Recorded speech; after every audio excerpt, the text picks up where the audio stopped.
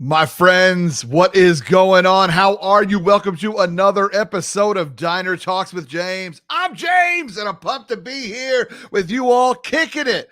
Friends, thank you so much. Slide into the booth. Would you like a chocolate milkshake? You want whipped cream? You want sprinkles, don't you? Well, you're only getting rainbow sprinkles because those are the coolest ones out there. But either way, friends, I am excited to kick it in the diner with you all. I'm really pumped for my guest as well. I'm not going to lie. She and I met at a seminar that happened about a month ago, 6 weeks ago or something like that. And she asked a question and shared about 18 words. And I was like, she seems cool. And I asked her to be on my podcast. So I'm really excited to get to know Dr. Amelia Reigstad more. She is a passionate change agent, speaker, communication consultant, and coach with over 2 decades of industry experience. She is a firm believer in authenticity, and her favorite quote is, "Be fearlessly authentic, bravely be you." With her platinum blonde hair and her purple mohawk, let me tell you, y'all, this hair is fierce. You've got to see a picture of this woman. She is doing just that. She's spoken on a global scale. She's done amazing things with passion for helping others. She consults and educates business professionals on the importance of understanding gender differences and communication styles and how this leads more effective communication and productivity in the workplace. And as the founder of the Women Empowerment Series, she inspires and encourages women to use their voice and initiate change. Y'all, if you didn't know she was a badass, now you know she was a badass. And all we need to do for the rest of the podcast is prove it to you over and over again. It'll be easy. Here we go. Dr. Amelia, what's up, my friend? I love that introduction. You have me laughing already. So thank you for having me today. Thank you for being had. Yeah. I'm excited that you are here, friend. Thank you so much for kicking it with me. Now, Definitely. you're in the Twin Cities Mhm. area with me as well. Yes. And I would assume it was a little awkward when some man ran up to you and said, "Hey, I like your face and your energy. Would you care to be on my podcast?" But thank you for leaning in and being like, it's fine. Yeah, it was great. Yeah, and literally, I think I did say about 17 or 18 words at that conference, and it was just a question or a comment that I had made. And yeah, you ran up to me right after, literally, I believe, because I was exiting. Yeah, I you were was leaving literally at the end. leaving. Yeah, Um, exactly. Yeah. but but yeah, I mean, super fun to be here and to chat with you today. Indeed, indeed. I also appreciate the purple mohawk as someone Mm. with purple as his brand color. It's just, it's just good people wearing good colors. It is Uh, my favorite color. yeah. How long have you been rocking the mohawk for? Has this been a statement piece for a Ooh, number of years? it is not. There is a little bit of a backstory if you'd like me to share that. Yeah, I definitely do. Okay, and it actually ties into authenticity and is kind of my motto. So yes, as you had said, be fearlessly authentic, bravely be you. So 10 years ago, actually last week to the week, I was diagnosed with malignant melanoma. Mm, And so I was in the process of moving from Canada to the United States. And it was just one of those things where a family member was like, "Oh, you should go and just get that checked out," and I did, and nobody thought it was anything. Well, long story short, it obviously was something. right. So it involved a more extensive surgery. I was very fortunate that it was caught early, but I had to have a skin graft for my neck and a surgery 2 inches in diameter and deep to remove what they needed Wow. to remove. So, long story short, I had dark brown hair and I always wore it forward so that it would cover the scar. And initially with COVID, I mean, if COVID taught me anything, it was that life is too short. And if I'm going to be speaking about authenticity, then I need to be authentic myself. And so once everything reopened June of 2020, I went to my hairstylist and said, "Okay, I'm ready, Ashley. Make me blonde, give me a mohawk, and what the hell, throw in some purple because I'm going to rock this scar." So, I mean, I do. I mean, it's hard to see, but I do have a fairly significant scar Yeah. on my forehead. And I just don't give a shit anymore. It just, this is me. And I love the purple and I get the purple done every 8 weeks and I rock it. That is incredible. Yeah. What a story. So they basically had to take a melon baller to your head, Yeah. and scoop Yeah. this craziness out. That's Yeah. insane. 2 inches Literally. wide, 2 inches Yeah. deep. That's nuts. Yeah. And it was too, it was one of those things where, coming out of surgery, it looked like I got, sounds a little bit grotesque, but, slit in the neck and Yeah. then, hit on the head with a hammer. But it's part of my story. It's part of the journey that I needed to go through. And I probably wouldn't be here today or focusing or doing the things or having the ability to do the things from an authenticity perspective if I hadn't gone through that. Yeah. And you should see the other guy, right? Right? No. Well, that is incredible. And I want to come back to, we will certainly come back to the work that you are doing in authenticity, because that is a fountain that I drink from as well. Yeah. And so I'm excited to connect with you, but to get to know you even more, because I want to hear the backstory, because the fact that you arrived at authenticity fairly recently as being your power pose, so to speak. I'll be curious to know more of how we got there. What were you like when you felt like you were living inauthentically? So let's take it all the way back. Okay. First off, this show is called Diner Talks with James, and so I like to know what people eat late at night as a guilty pleasure. Now, whether if it's at a diner, we're in Minnesota, so we're going to Denny's or Perkins, or if you just or maybe you are born and raised in British Columbia. Maybe maybe you're going to bring up something from there that you just love and miss. What's your late night guilty pleasure, friend? I have children and a dog and a husband, so I don't stay up late to begin with. However, if I was to, I am a sucker for Sour Patch Kids and salt and vinegar chips. Together? Maybe. Sure. Let's see. What kind of night are we having here, folks? Right? or like buttery, salty popcorn. So I'm not one for baked goods. We had cheesecake last night and I took one bite and I'm like, not my thing. But like salty, buttery goodness. Yeah. And being that I'm from Canada, I also love ketchup chips. Ketchup chips are pretty delicious. As someone who loves ketchup, I have. Yep, I have.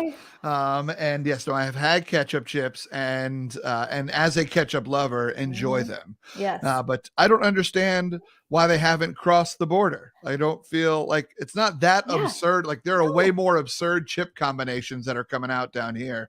Absolutely. I don't understand what happened. Unless Canada's just like, we need something. Just let us have something. Right. I mean, I drove when all dress chips came to the US, because that was relatively new too.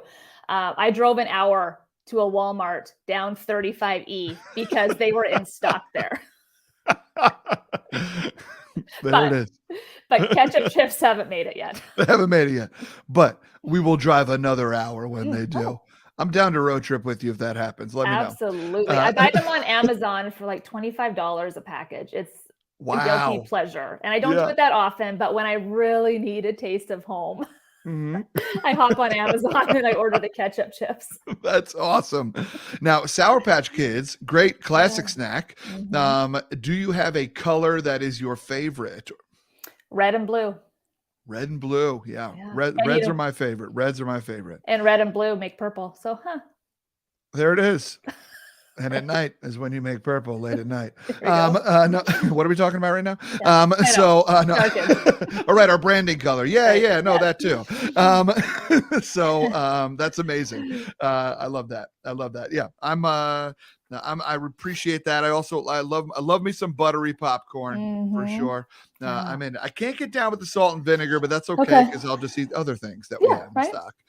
That's so fun. And I hear you on like maturity and age and all that kind of stuff being like, well, we can't go out late at night, but I'm glad you still got a few things you sneak out of the cupboard. Yeah. I mean, you have to try to stay young, I suppose.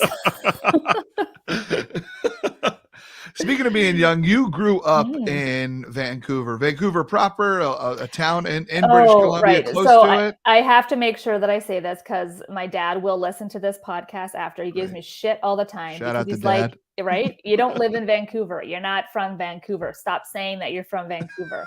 Okay, I'm not from Vancouver. I am from Abbotsford, British Columbia, which is about an hour from Vancouver. But if I say Abbotsford, nobody knows where the hell that is. So, Yeah. but it is an hour outside of Vancouver. And yes, that is where I was raised for 30 years before I moved to the US.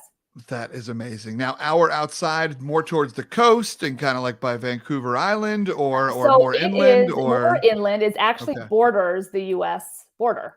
Oh, okay. So it's Abbotsford, and it's a 5-minute drive to the Sumas, Washington border. So about 2 hours from Seattle. Yeah, incredible. That is awesome. Yeah, and you're right. I would not know where Abbotsford is, and I don't blame you for at this point in your life just craving a little efficiency. Yeah, Let me exactly. Vancouver, and let's keep it moving. Right. But for the sake of my dad, Abbotsford. I'm from Abbotsford. Yeah. Thanks for listening, Dad. Appreciate it. So the thing that I love about the Pacific Northwest is the beauty of it. It is just a stunning place. All of the pines, all of the moss everywhere, and it's just it's a fairy tale, right? My wife and I just booked we're going for a week. And we're going to go to the Oregon coast for a week. We got an Airbnb on the ocean. Then we're going to go to Seattle for 4 or 5 days. She's never been to Seattle before. Nice. And so I'm so excited. Anytime I'm out in the Pacific Northwest, I feel peace. I don't know what it is about those trees. I don't know what it is about the nature. But I really just absolutely love being in there. Yeah. It's, I don't think, or I know that I didn't appreciate it as much as I do now, given that I don't live there anymore. Yeah. And I know you're not from Vancouver, but can we talk about Vancouver? Because it's a badass city. It's beautiful. It is great. It's awesome time. The parks there are incredible. The aquarium is one of the best I've ever been to. It is just a stunning place. And I love what I don't know if this is a Vancouver specific thing or a British Columbia thing, but I also really respect the way that they are dealing with, this is going to be a weird left really quick, so just brace for that, the way that they're dealing with drug addicts. And the way that they're handling that, it's not just immediately lock them up. As a matter of fact, there's some needle programs where you can go and get clean needles. So do it safely, but at the same time, wherever you get the needles, there's also hey, when you're ready, on the second floor, we have a place where we can help you. And it's such a compassionate approach versus what happened here with the quote unquote war on drugs, aka racism disguised. And so it is, I don't know, it's a really compassionate approach to addiction. And but I don't know, I just love that part. I'm just curious, where did you hear about it? In Vancouver. Okay, when you were there. When I was there, because we passed a place, and I was like, "Oh, is that a medical?" I was like, "Is that a marijuana spot? Is that or is it a?" And they're like, "No, this is what it is," and they told me all about it. And so I was there for an improv festival. Oh, fun! On whatever that. I forget what the little cute island is. Granville Island. Granville Island. I was just going to say that's where the improv happens. Yep, we were out at Granville Island, and we got to and the people took us in, put us up in their homes, and it was awesome. So just getting to truly learn about the city. What time of year were you there? It was the fall, I believe. Yeah. Nice. So it was pretty. It's beautiful. I mean, Vancouver, it's so stunning when you can be right on the water and then just look up and there are the mountains. Yeah. And again, I didn't appreciate it as much as I do now. Because again, Minnesota is relatively flat. Yeah, very true. Yeah, that's real. Well, that's awesome. Thanks for letting me go off about my love on Vancouver, even though you didn't grow up there, but close enough. Close enough. Claim it. You're fine in my book. I know. Thanks. So what was childhood like for you? You know, you talk about your dad. Your dad's going to listen to this podcast, which probably means that you have a decent relationship with him still. I do. And both my parents are here right now visiting. So great relationship with them both. That's amazing. So they're going to listen to the podcast and they're listening on the other side of the door, making sure. Yeah. So, but tell me a little bit, what was childhood like? Do you have any siblings? What was young Amelia like? That's a great question. It's interesting. I am writing a book right now called The Perfect Daughter. And it is all about how women, feel pressure to be perfect in all these different areas of their life. And it starts out with this perfect daughter chapter. And So I do have a brother. He's 2 years younger than I am. Okay. And, I was always really good at school. I was involved in dance. I was involved in athletics. I won Miss Abbotsford in 1998. Yeah, you did. Got my crown and my sash. So young Amelia was just really involved with a lot of things. Liked to talk. Leadership was important. Did a lot of different things, but always involved. And it's no surprise that I ended up in communications, early on in my career. But yeah, I mean, love to be outside and play as a kid. And I'm so grateful that we didn't have cell phones or technology. I really am. I've got a teenage stepdaughter and a 7-year-old now, and it's just, my goodness, the technology is, such a pain in the ass. So being a kid, I mean, it was really nice to just go outside and play, and that's just what you did. That's what you did. Yeah, Yeah. exactly. Yeah, for sure. So I have great memories of, growing up in Abbotsford in the summertime and playing with the neighborhood kids and, doing all kinds of stuff. Yeah, that's awesome. Mhm. Now, so it's just you and your brother. Mhm. He's younger. I'm a baby brother myself. So Okay. you're welcome. We're great. Yeah. But It was but National Sibling Day yesterday. was it? I Mhm. definitely forgot to post. Right. Anyway, um, so I'm wondering, and there may not be any correlation here, and Mhm. that's totally fine if I'm just jumping to a conclusion. But what was in writing a book called The Perfect Daughter? Was Mhm. that a pressure that you put on yourself? Was that a pressure Mhm. that obviously society puts on women? Mhm. But tell me a little bit about that. Draw that correlation since we're talking about Yeah. your childhood and Yeah. what. You don't have to give away the whole book, obviously, but Yeah. I'm No, just curious. absolutely. No, it's a little bit of both. So I had always had a personal goal to write a book, and I didn't know what it was going to be about, Mhm. but I always knew that it was going to be titled The Perfect Daughter. Wow. And it's not so much, I mean, and I do talk about it within this first chapter. It's a bit of a therapy session for myself as well, because I never felt pressure from my parents, to Mhm. be this perfect daughter. So a lot of it comes from self pressure, because I was someone who, and I still am, someone who exceeds at certain things, or a lot of things rather. School came quite easy to me. So there was all these things that, I probably put pressure on myself growing up. Um, but then there's also, and it's a really complex topic, but the societal patriarchal bullshit Yep. that's put on women as well. We delve into quite a bit too.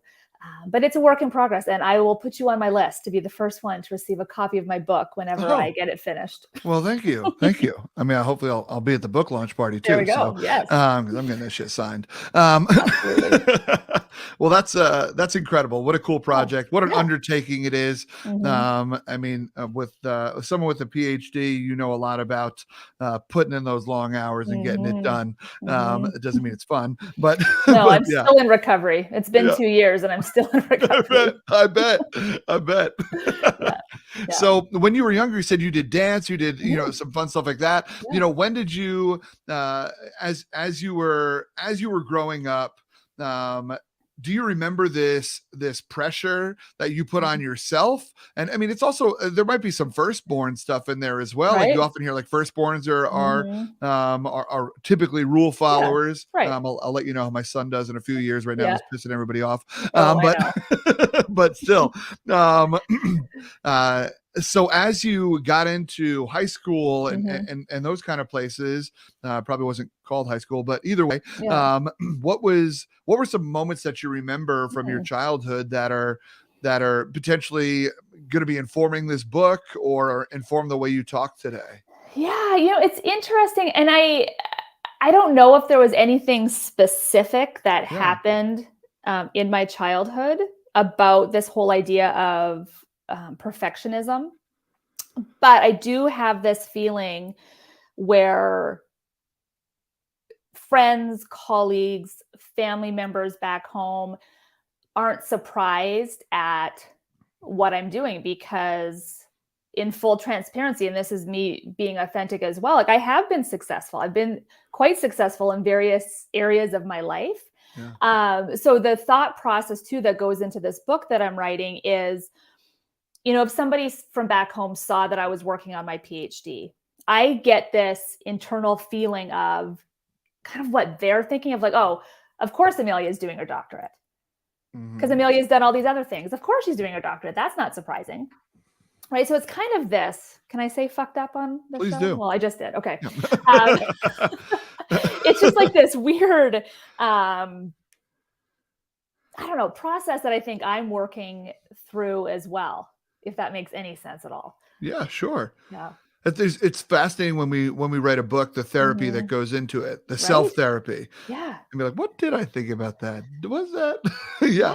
I know. It is true. I mean, and granted, I mean, so it's a really neat, the way that the book is shaping is each chapter is kind of a personal essay. So it's like the perfect daughter, the perfect wife, the perfect mother, the perfect lover, the perfect sister. And then all of these, not only my stories, but, stories that I've kind of intertwined from, other people in my life. So it's neat, it's taking a neat, the flow is really neat. And what's coming out of it is really like that therapy session. That's awesome. That's cool. I'm sure it's really neat because every time somebody, like if I'm talking to especially women and I'm talking about it, they're like, oh, I can't wait to read it. And that's what I'm excited about too, is that my hope is that it's really going to resonate. And and I am like raw, truthful. Like there's some stuff in this where I'm like, oh yeah, Dad, you're not going to be reading chapter 6 because that's the perfect lover chapter. But it's like a fun, raw, truthful experience that I'm hopeful that, women can just kind of pick and choose and, the stories that they read and how it's going to be relevant to them. That's beautiful. And then how we break through the patriarchal bullshit. Right. Oh, right. In that part too.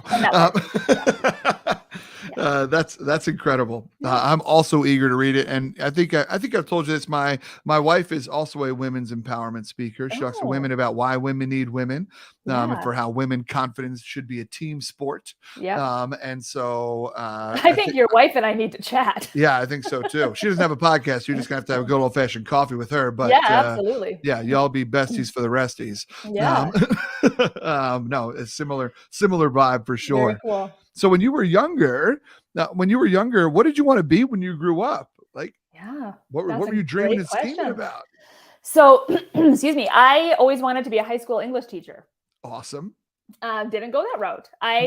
So first couple years of university, I did quite well in school on, the English literature side, social studies, history, but I was never good at math and science.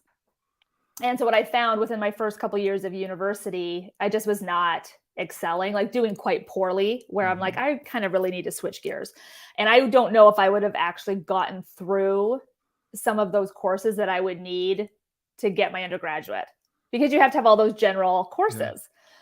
And so I made the choice at that time to just, I took a semester off and just worked full time.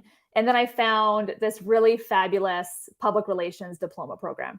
And that set kind of my life on this whole other path. And I never looked back. That's amazing. Yeah. So do you still have a passion for reading and literature? Is it still a fun side thing that you do? You just didn't make a life out of it. Right. I mean, so I do. So I not so much literature, but I love to read. I read before I go to bed. I've always loved books. My son Maverick loves books. So hopefully that's something that I had passed on to him. But again, like I said, I'm still recovering from my doctorate. And if I never read another research article, I'll be perfectly fine. You're going to be good. You're going to be good. Yeah. That's awesome. Yeah. That's actually why I didn't go into, I majored in marine biology. I have a Bachelor of Science in marine biology, but I didn't want to do research for the rest of my life. I shouldn't say that. I'm happy with doing the research. I don't want to write about it for the rest of my life. Right. Cause it's like, hey, do like 5 hours, 10 hours of really cool research and then spend, 3 years writing about it. Yeah. And I feel the same way too. I mean, I have, I completed my doctorate. Obviously I had to write the 250 page, 100,000 word dissertation and navigate through that, because that was one of the most hardest things I've ever done. Yeah. Because I don't necessarily have that academic brain, and I never wanted to be a researcher or publish either. Mm-hmm. And that's where I've been, fortunate with kind of building my business too. And I know we'll get to that at a later point, but I'm taking the research that I did, turn that into a business, and now I'm actually bringing that information to the public. Yeah. Compared to writing about it and hoping that another academic reads it. Well, what's the point in that? Yeah.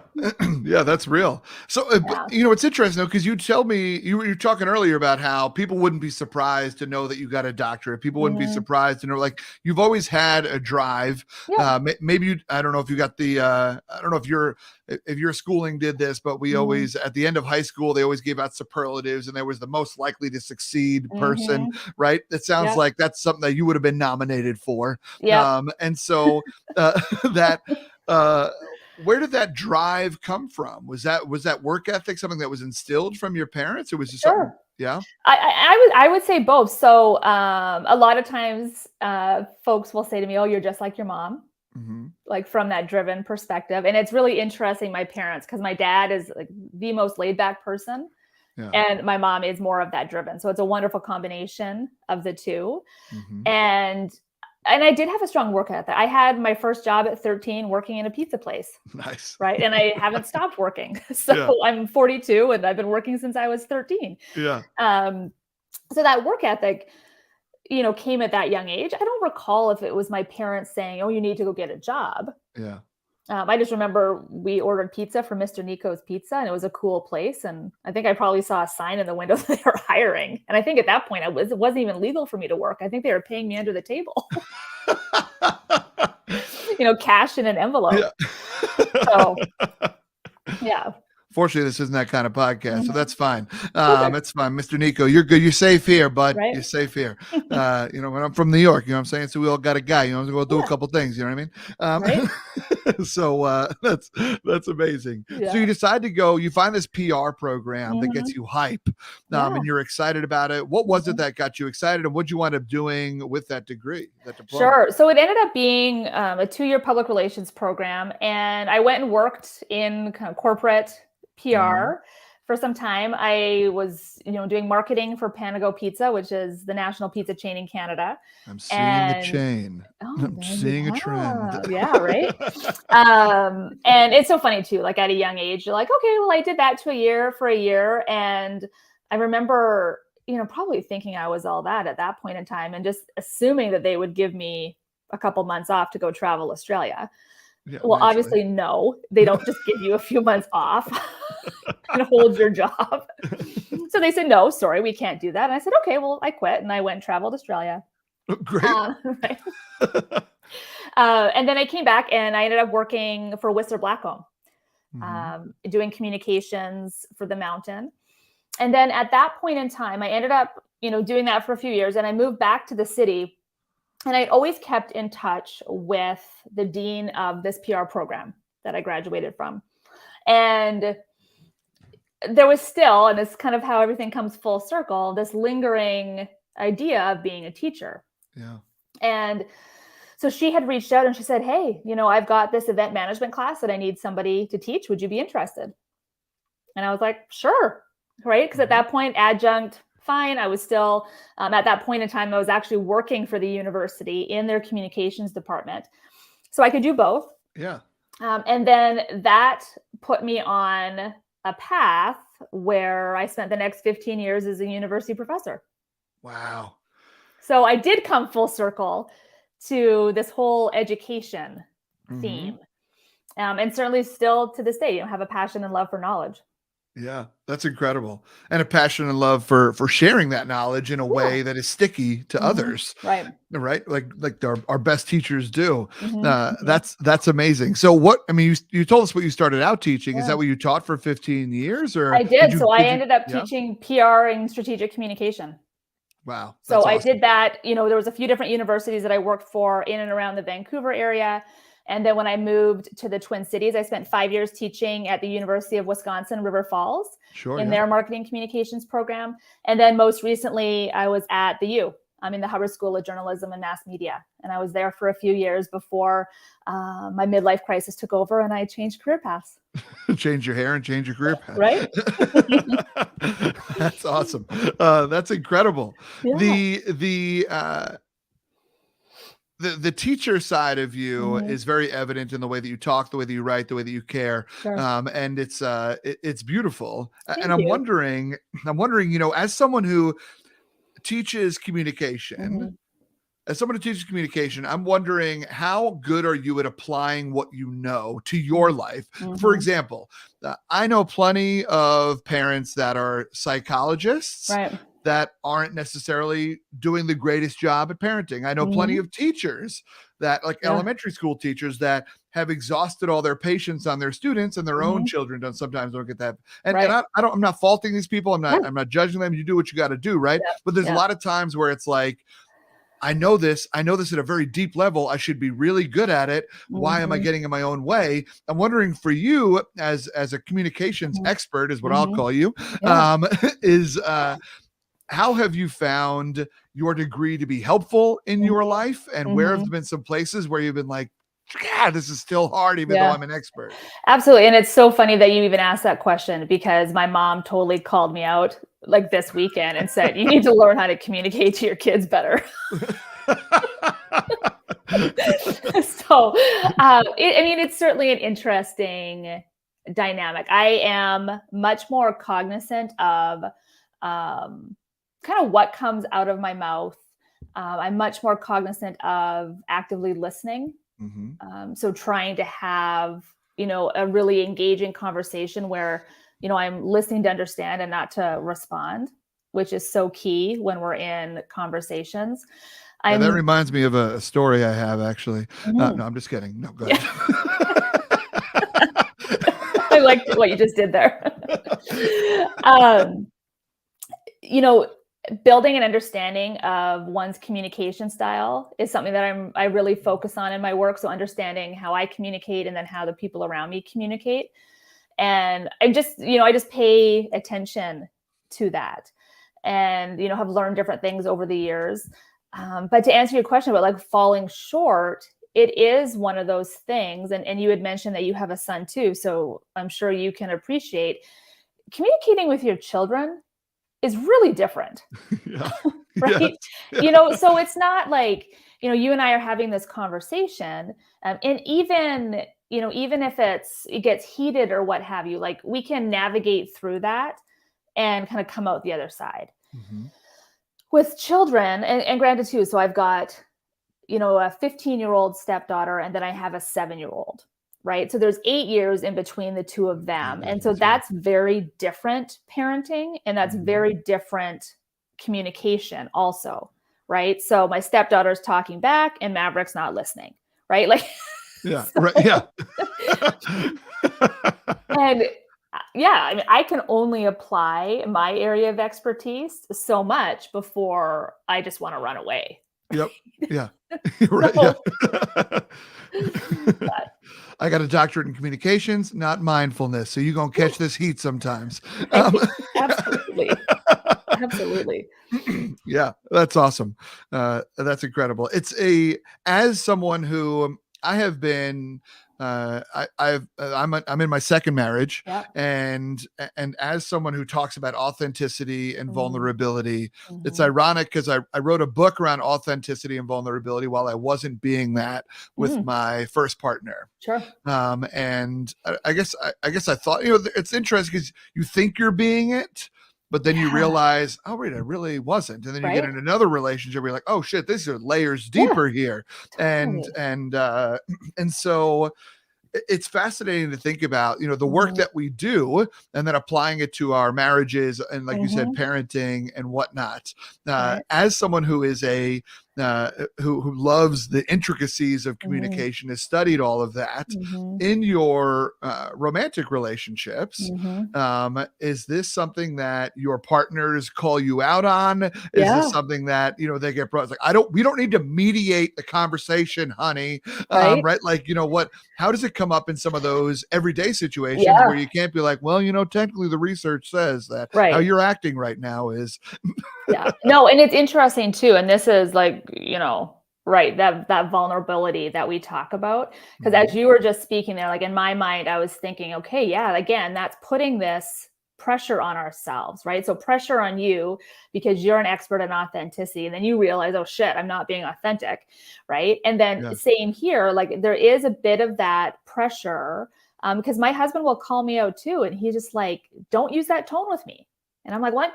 I'm pissed off. I am going to use that tone with you, right? When tone of voice is something that I talk about, right? But on the flip side of it too, though, it's like we're still human beings, right? So I don't give a shit if I have a doctorate in communications. I'm going to make mistakes. You did something stupid. But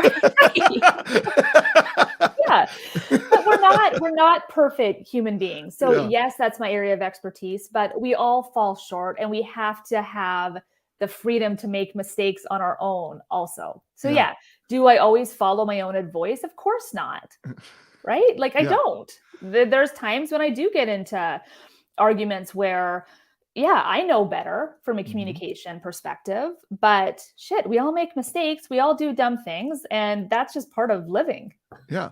Right. It's been 5 hours since I ate last, or I only got 2 hours of sleep, or life is happening, or whatever. Right. Like, I appreciate that grace. I appreciate that grace as someone who has been diagnosed with mild perfectionism. I was like, well, that's not good enough. I need to be better at that. But it is something that I try not to beat myself up over, but I do, right? Like, and that's also because as a human, I'm someone who takes things on as opposed to like the rubber versus glue analogy. I'm frequently the glue. And that's just kind of who I am as an accommodator, as all those kinds of things. It's fascinating to think about some of those moments. There's moments where my wife is even like, I don't need coaching tone right now. I know you're a coach. I don't need coaching, right? Just need straight empathy here is good enough for me right now. And I appreciate those moments where she can be clear with what she needs, because there's moments where I know to ask, but forget to ask and just jump into, as you talked about, those instincts. We still have instincts. We still got all this stuff that's firing behind us. Absolutely. Humanity slapping us around. Yeah. Which is good. Humanity should slap us around. Yeah, for sure. So I'm wondering for you in all of your studies around communication and your doctorate and whatnot, and I'll be curious to hear what your doctorate is about, what your dissertation was on.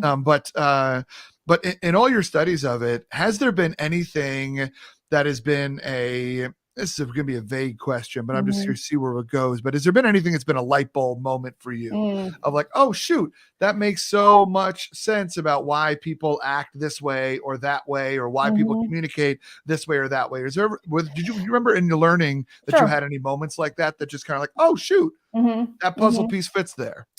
There is. So I'll answer kind of your other question about the dissertation too, because it ties together. So it was on gender differences in communication styles and how it influences the workplace. So essentially how men and women communicate differently. And I was looking specifically at the PR industry.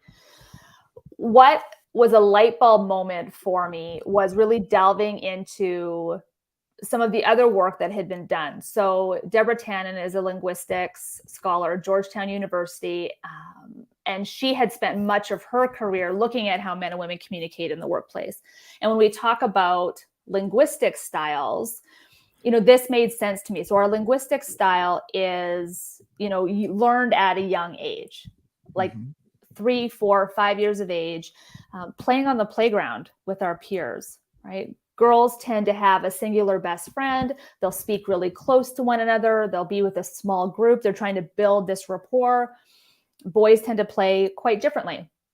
Larger groups, very much trying to one-up each other, and they're focused on building rapport, but doing it so in a hierarchical social order. Not to say that boys and girls are all comfortable in these play groups, but the research and data will tell us that for the most part, this is where at that young age, we learn our conversation style, and then that translates as we get older and can be carried over into the workplace.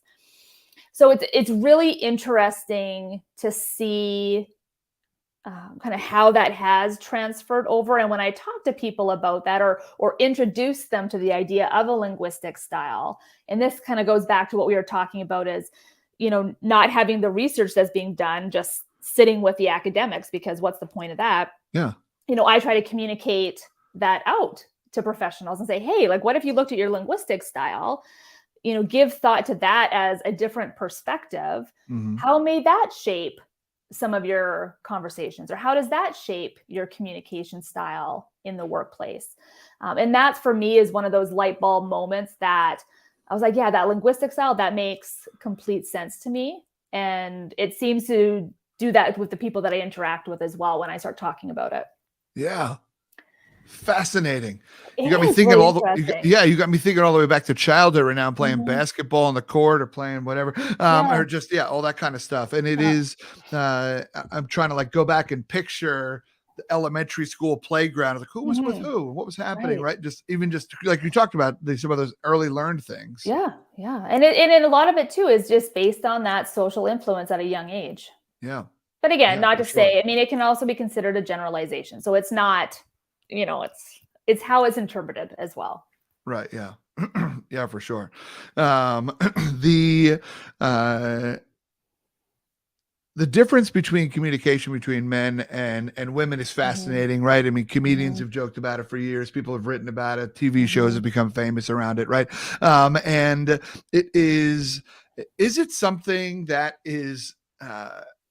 is it something that can be improved, or is it something that it's like improving it means just being more aware and being able to catch our patterns? Sure. Right? It's a bit of both. Okay. So I always, encourage, clients and folks that I'm interacting with or coaching, kind of look at three different parts. So we have those linguistic styles that are learned at a young age, right? So and another example of a linguistic style, I use my hands a lot. Right? That's part of my linguistic style. Yeah. So we've got our linguistic styles. Then we have our communication styles. And there's a ton of different assessments out there. There's one that I use called Straight Talk that really helps us to understand how we communicate. Then we also have our personality traits. And our personality traits are fixed characteristics, right? It's really challenging to change someone's personality trait. Yeah. Okay. So if you think about it from a workplace perspective, if we have a narcissistic boss that we're interacting with, good luck. You're not going to be able to change that person's behavior, right? If that's that trait that they're exhibiting. However, if we can build an understanding of not only our communication style, but the communication styles of others, we can start to modify and adapt how we communicate so that we can navigate through some of those more challenging conversations. Yeah, I love that. I love it because it gives some hope, right? Yeah, absolutely. And I mean, it's still the power of self-awareness is real. And one thing I can't stand. One thing I can't stand is like, a narcissistic boss or just someone who has wild opinions or whatever. There are always these individuals that are like, well, this is just the way I am. Right. And it's like, that's not authenticity. No. Right. No. That's arrogance. Right. Absolutely. Absolutely. And so, yeah. So those moments of, can we get that narcissistic boss to admit that they're someone who often puts themselves at the front? Yeah. Probably not if it's not diagnosed, but right. But still, but there's something to be said too. And that's why I like what you're saying about the self-awareness, because not everybody has self-awareness. Yeah. Right. And that's a really important, significant fact. And when I'm chatting with folks too, it's about, you got to put the time in, right? If you want to become a more impactful leader or a more effective communicator, like you got to dig down deep to some of these things and put the time in if you want to improve. Yeah. Right? We can't just take an assessment and be like, okay, good, I'm this, I'm that, and then move on. Like, it doesn't work like Yeah. that. What box are you in, Jim? Right. Yeah. And then there's also too, some people just aren't kind, nice people. Mm-hmm. Right. And that's where some of those challenges do come to fruition. From a communication perspective, if there's somebody that you're butting heads with in the office, and it's really important for you and for just your self-awareness, for your well-being, we have to kind of own that and take that on, because the likelihood of that other person changing, if they're not recognizing what's going on, it's likely not going to happen. And it is going to be, put back on us. If we want to navigate through and have a peaceful day at work, we need to change our style and try to navigate through that and put the time in to figure out how we can better communicate with that individual. Yeah. If that makes sense. It does. Yeah. Okay. Because we as our brains are phenomenal pattern generating machines. Right. And so, and those patterns are come into play in all of our relationships with people we like and don't like, right? We see that person walking across the office towards us and we love them. We're like, oh shoot, there's Mary. We're going to talk about this. It's going to be great. We're going to laugh. We'll crack some jokes and we'll go on with our day. And that's awesome. But then there's also, here comes Frank, and Frank's going to complain, and Frank's going to do this. And eventually we just keep putting the filter up where it's like this, I'm seeing them, this is what will happen. But that filter isn't always fair. Right. Though we've built up the argument for it, but now we look for the things. And so it's I forget what that's called when you're going through a breakup and you're preparing for a breakup and you start to point all the things that are wrong with that individual out, and you just start to look for only those things. There's a term for that, I can't remember. But either way, it's interesting to hear you talk about this, because those patterns that we have with people are able to be broken. They are. They absolutely are. But it's up to us to do the disruption. We can't wait for them to do it. Yeah. And going off of, absolutely. And going off of that too, and some of the other things that I chat about is, shifting our perspective or changing our mindset to, and it's not easy to do, but to think a little bit more positive about things, right? Because if we think about mindset, if we think about well-being, like, who the hell wants to go into work every day and think negatively about Joe down the cubicles, right? Like, what if we changed our perspective and tried to think more positively about, that meeting that you have coming up? That it's going to be challenging, and you've got, things that you want to make sure that you say, but what if you try to plan out that communication a little bit? What if you jot down a few things that you need to make sure that you reiterate, and try to think more positively about that?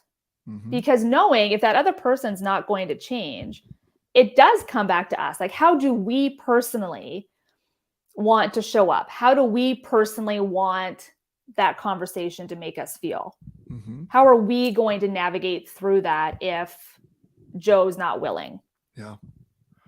So communications, I mean, there's so many intricate little details about, how we communicate. Yeah. But mindset is an interesting thing that we don't often think about. Right. Right. I mean, but you hear sports people talk about it all the time. Sports psychologists, sports people, and athletes be like the mindset going into the game. Right. It's also the mindset when you're going to have a hard conversation with your partner, the mindset when you have that conversation with your boss, with the whoever, with somebody that annoys you, you get to choose your mindset. It is. But we forget that we have that control. Right. And even as you're talking there, like, I'm thinking of, like, my son. He's been really challenging the last few weeks, like, just not listening, trying to position his power or what have you. And as you were talking, I'm like, like, I've been trying to make more of an effort of, like, getting down to his level, like, literally, like, sitting down on the ground with him or sitting on his bed with him and, like, having those conversations. And instead of flipping out and getting angry and yelling and screaming, which, I certainly do as a parent. Sure. Yeah. What if I tried to approach that conversation with my son a little bit more positively, right? Like, Maverick, like, dude, what's going on? Like, what is it? How can mommy help you to listen? When I need you to listen, right? Or how can I help you make going to bed easier? What can mommy do to help you? Just to again, too, for my sake, for both of our sake, right? So that I'm not going to bed angry, or I'm not stomping around the house really frustrated at my kids. Yeah. And, I'm like, our kids learn from us, obviously. So like, I'm sure that would help Maverick also. Right. Yeah, your arm's tired from throwing all the spaghetti on the wall. Instead, let's ask a question, Right. and take a shot. Right. Yeah. Our kids able to completely express what they need in that moment. Maybe not, but we can get closer. Sure. And so, yeah, and it's a powerful tool for them also to be able to start to name what they are feeling. Right. Yeah, that's powerful. You said that you did your dissertation thinking about the communication difference between male identifying, female identifying folks. And so I'm wondering, one of the big things that has come up a lot in the last maybe 10 years, I feel like this word has gained a lot of prominence, is gaslighting. And the way that men frequently gaslight women by, if a woman is sharing an opinion, is being assertive at work, which is a positive quality. Instead, we tell them they're bossy, right? And whatnot. Or whenever, this happens with partners where it's like, oh, my wife's being dramatic, or, she takes everything too far, or those kind of moments where we tell women like, you're crazy, you're fine, everything's fine, right? And that is a big problem. It's a problem in sexism. It's kind of, it's very modern day sexism, gaslighting, because we can't just tell women X, Y, or Z anymore, because that's blatant sexism. So that's good that we've noticed that that's wrong, but now we've figured out these other ways that are almost worse, because they make people feel crazy. When you get gaslit, you're like, am I the problem? Like, what, right? And so I'm wondering, as a man who is a work in progress, and is aware of what gaslighting is this something that you have had conversations about? And is this something that I know it's something that you are passionate about? I would just be curious to hear you speak on it for a little bit, and ways to catch ourselves, and also to those female listeners as well, ways to push back against it as well and stand in your truth. Well, I mean, pushing back and standing in your truth to me is all about being authentic, because, as women, we have to be, and it's not easy to do. So I say this, recognizing that it's not easy to do, but standing firm and being confident in what we say, what we do, and being empowered to do that. From a male perspective, being an ally to women, right? If you see that behavior taking place, say something, right? Like, don't continue joining the boys club and laughing about it, or saying that woman's a bitch just because she spoke her mind in a meeting, right? I mean, my personality, communication style does tend to be, or can be, more on the aggressive side. And I'm sure, I mean, even my students, I had students, they either loved me or hated me. Right. Yeah, sure. Yeah. And that was just it. Because I would tell it how it is. Right. And, no, I'm not giving you an extension because, you missed the bus, or whatever the, lame ass excuse of the day was. But there's something to be said about women feeling like they can be authentic and having some of those tough conversations. And my hope is too, I mean, it goes back to also those personality styles, those fixed characteristics, because not all men make those comments, right? Like, I'm married to a lovely man who, isn't focused on that. Like, those types of words wouldn't come out of his mouth. Right. Yeah. Right. And it's, so not all men are like that, and not all women are like certain ways. There's all of these components that play a role in that behavior. Are there sexist, misogynistic assholes out there?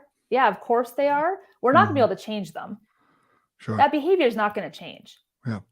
And we can try as much as we can. There's an education component to that. my hope is that both women and men can call out that behavior. Mm-hmm. But I believe too, it takes time. Will there ever be gender equality? I hope so. Mm-hmm. I don't know. I don't know if I have the confidence to say that I'll see it in my lifetime. Sure. But it's certainly something to work towards. Yeah. That equality perspective. Mm-hmm. Yeah, definitely. And I think we are working towards it. Mm-hmm. And I think we do have a long way to go. Yeah. Both are true. Mm-hmm. So you get your doctorate. Mm-hmm. You fight the battle that is getting a doctorate. Yes. It's a marathon, not a sprint. Yeah. And so then you talked about having this epiphany or this Mm-hmm. awakening moment, and now you're no longer teaching. Yeah. Well, you're no longer teaching formally. Sure. At a university, Mm-hmm. but Mm-hmm. but you're doing plenty of other teaching as a speaker, as a consultant, as Mm-hmm. the founder of the Women's Empowerment Series, et cetera, Mm-hmm. et cetera. So tell me a little bit of how we got there and what you're doing now. Yeah. So it was, something that I had always said to my students, as they were these up and coming PR communication professionals, was whatever you do, find your passion in that. Live your passion. I have a tattoo on the top of my foot that says live your passion in Hawaiian. Ola ko koni koni. So I am a firm believer in living your passion. What I found though, after teaching for the past 15 years, I just wasn't as passionate about it as I was before. So I felt like I had to take my own advice with that. Yeah. And, I do have that passion and love for knowledge and education and educating people, but I've just shifted to, instead of now educating the up and coming professionals, educating my peers and my colleagues and looking at it more from a training perspective. Because too, COVID did so many things, negatively, of course, but also positively too. I mean, having that experience of, teaching from home. So when the world shut down in March 2020, it was within 3 days where I was never going back to the U of M. Right? Wow. Yeah, that's those crazy. Decisions to move everything online happened so quickly. Mm-hmm. And so I believe that also, helped me kind of come to fruition to make that big career leap as well. Because you have to think too, I mean, I'm going from, your annual teaching salary, which, let's face it, you're not making millions as an academic, but to not having a salary. And right, so that was a big leap. But teaching in that online environment, I believe, helped me make that decision quickly, because I like being in front of people. I like being able to pace a room. I like being able to go up to students' desks and be like, hey, let's take a look at this. And you just don't have the ability to do that when it's virtual. So that also helped make my decision. And I was really fortunate that there was so much interest in the topic of my dissertation. And so I utilized that to my advantage. I started speaking about my research.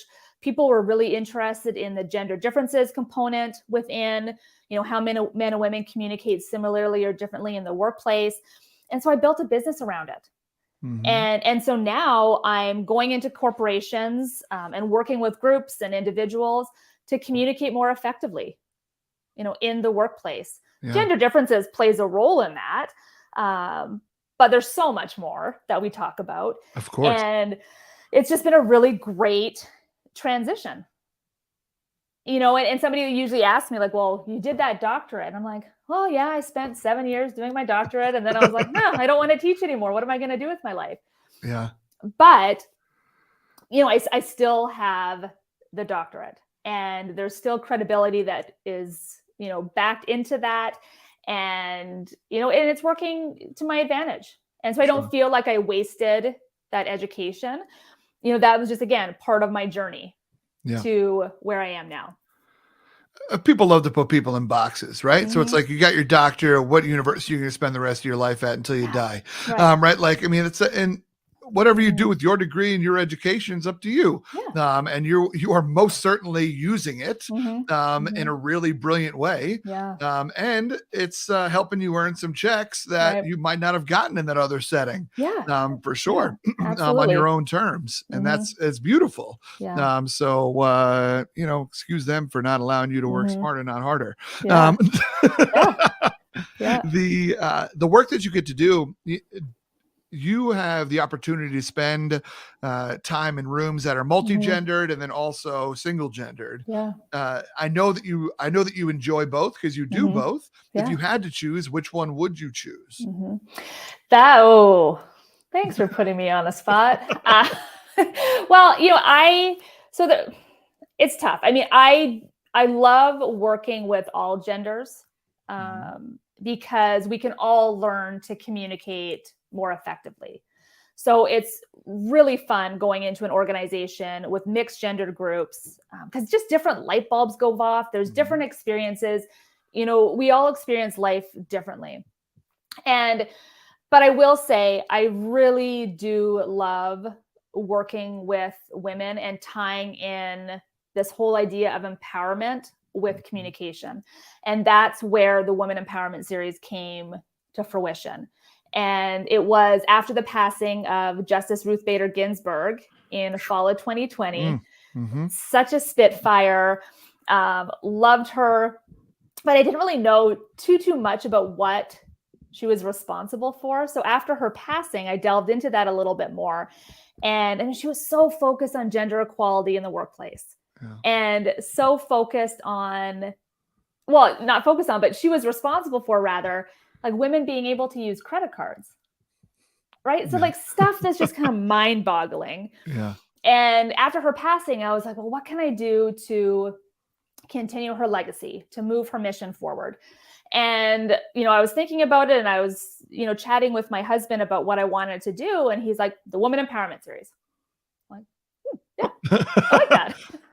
Thanks, bud. Right. So the Women Empowerment Series is a cohort-based program that encourages and inspires women to use their voice to initiate change. Hmm. But that change can mean whatever it means to each woman that I work with. So, for me, gender equality is important in the workplace. For somebody else, it could really just be navigating a tough conversation with their male boss. Mhm. So the series is all about empowerment, but through communication. So we talk about linguistics and communication styles, gender differences, stereotypes, confidence, authenticity, common communication challenges, and how we navigate through some of those things that we, come to fruition in the workplace. So it's a great series. We've had over 50 women go through the program over the last That's 18 awesome. months. Yeah. And yeah, I'm excited about moving it forward. That's awesome. Is it Yeah. an Yeah. in-person experience? Is it a course? Is it what is it? What's a So container? it was started in fall of 2020. So it Yep. was all virtual. Yep, sure. Which is a um, great place it's a great time to try something out. yeah, it absolutely was. Yeah. And one of my friends was just like, oh, because I dug my heels in with the whole virtual stuff. I'm like, I Yeah. didn't want to go there. And finally, one of my good friends, Laura, was like, just try it. You got to try it. So I did. And so it's still virtual right now. And what I love about it is that it creates this community. It brings women from all areas. So there's Yeah. been women in Canada, there's been women all across the US in all different industries, like constructions, forensics, teaching, like Mhm. it just brings different women together, which I love. But then I also offer it to organizations. So I can go into organizations and work with, women in an accounting company, Yeah. leadership groups. So it's, the cohort base is virtual, but I'm starting to give thought to, okay, well, would women be interested in doing it face to face? Mhm. Which would be great, but then that limits it to the Twin Cities, or if I flew somewhere for it to be. But it's Yeah, about to retreat navigating, model. yeah, the retreat model, like trying to navigate through like meeting women where they're at. Yeah. And, that's been a challenge too, because, we are slowly coming out of everything being virtual. Mhm. right? I mean, we're not going to ever get away from it completely. So there's lots of opportunities for me to give thought to, okay, well, we've been doing this for, it'll be 2 years this fall. Where are women at now? What's the best way to reach them with this really important information? Yeah, that's awesome. The business brain in me is also like, I'm seeing different price tiers right now. Yeah. Anyway, we could talk about that offline if you want. Yeah, absolutely. But yeah, that's a cool thing to dream and scheme about, because why not reach more people? So yeah, definitely. I get that. And just in case you weren't sure that you and Tina needed to become friends, she is also, she persisted here in her mom's handwriting on her arm. She's getting Ruth Bader Ginsburg's collar over here. Oh yeah. And you see this up here? You see that up there? Yeah. Into it. Nevertheless, and she runs a women's empowerment conference called Persist. Okay. And so y'all really, it's going to happen. It's going to be ugly. No, absolutely. But still, that's incredible. What an amazing opportunity to help individuals find their voice, whatever that means, whether it's in the equality space or in the art, in a tough conversation space, or just in I don't know, negotiations, right? Whatever. That's really beautiful. Yeah. Women are taught so much societally, and we'll end on this, but I want to hear your thoughts on it. Women are taught so much societally to often, play smaller, right? Turn their volume down. And I think, we're getting better with some of that kind of stuff, but there's still plenty of work that needs to get done. Just because some people can live out loud on social media doesn't mean that they can live out loud in the workplace. Doesn't mean they can live out loud at home. Doesn't mean they can even live out loud in their friend groups sometimes. And so as we think about tying authenticity into women's empowerment, connect those dots for me, for some listeners that maybe, I don't know, are struggling to find their voice, or want to amplify, but don't know how, or whatnot. I mean, the first thing I would say is take up space and try your damnedest not to be scared to do so, because all women have a purpose. They all have something to say. And it really goes back to that quote that I love: be fearlessly authentic, bravely be you, because we are constantly invited to be ourselves. So we need to be able to, it's not easy, right? And we have to, it depends on the situation we're in and what we're trying to navigate through. But we have to have the freedom to be our authentic selves, right? We might have to rein ourselves in here and there. And again, that's situational. But it's so important to be authentic. Be who you are. Take up that space. Don't shy away from making that impact, and using your voice to initiate change, whatever change means to you.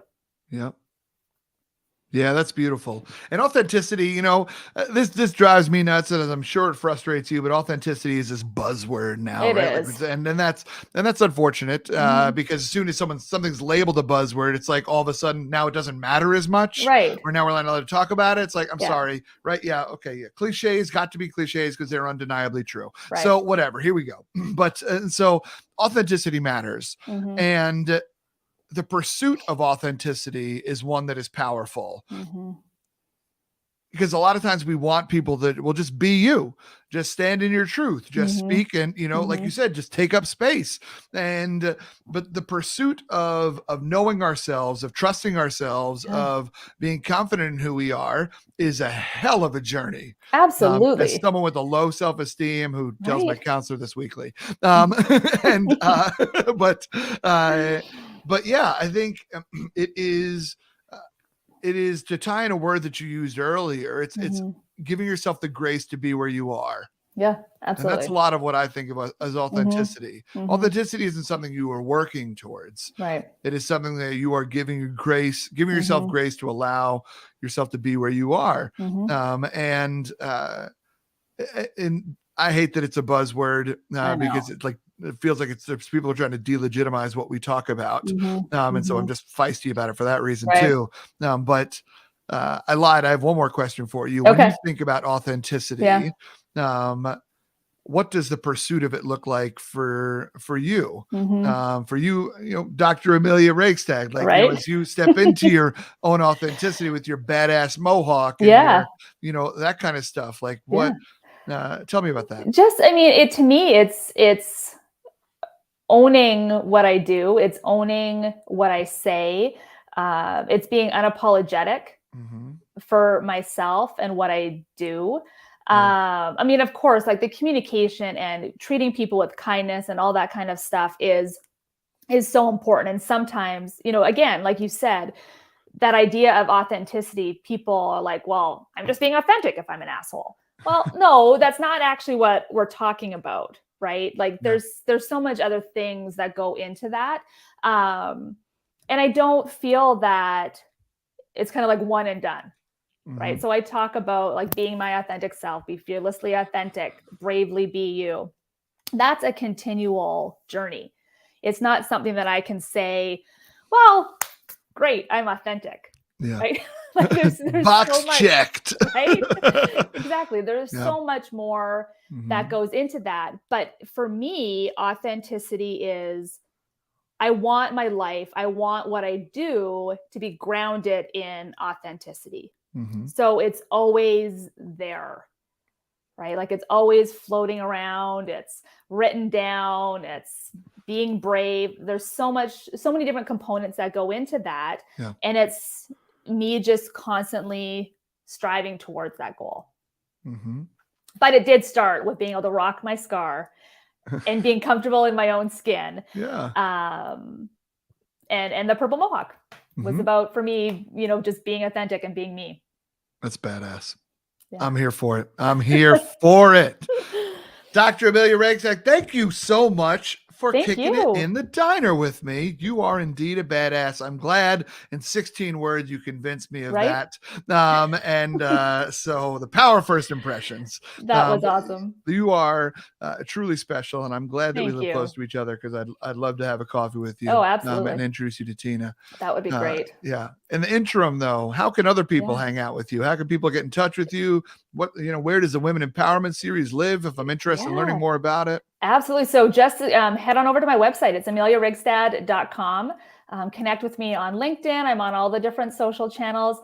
I'm pretty easy to find. So I'd love to continue those conversations. Love that. Reigstad is Reigstad. Yes. You're a boss, friend. I really appreciate you Thank hanging out you. in the diner with me. Thank you for having me. Hell yeah. Y'all, that was my time with Dr. Amelia Reigstad. My gosh, my mind is blown. I'm so excited. I got things to do. I feel like I need to go apologize to Tina and also lift her up. But either way, y'all, some of the biggest things that I'm taking away from this conversation is that yes, we are all a work in progress. Yes, there is work to be done, and yes, we can do it, and we should do it. It is worth our time. It is worth our energy, and other people are worth our compassion. Thinking about the way that you routinely communicate with friends, with family, with loved ones. My parents never called me. I was always the caller in my family's relationship. And then I called my parents one day and I told them, hey, it bothers me that you never call me. And they say, well, why should we call you? You always call us. And I said, I know that is true. What could also be true and what would mean a lot for me is if you called me every once in a while, because it just feels nice to be thought about. And that pattern is slowly changing and I'm grateful for it. But what it takes is standing in your truth and standing up for yourself and speaking with clarity. And that's a lot of what Dr. Amelia Reigstad is talking about here as you step into your beautifulness. So, my friends, thank you for kicking it in the diner. And as always, until next time, keep punching small talk in the face by asking better questions. Take care.